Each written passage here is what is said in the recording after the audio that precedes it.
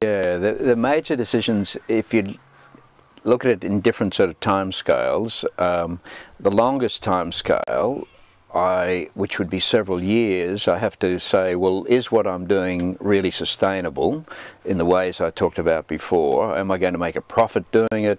Is it looking after the environment? Is it okay as a lifestyle? And if it isn't, then I have to adjust that. Within a season or within a year, I always have to look to see, have I got enough feed in front of me to keep the stock going?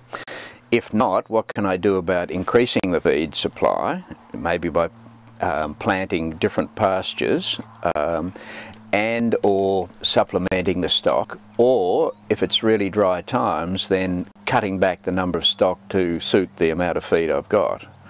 Yeah, well, if indeed we are going to have climate change as opposed to climate variability, then we've got to expect that we will have more variable rainfall, more summer rainfall probably, higher temperatures almost certainly. So we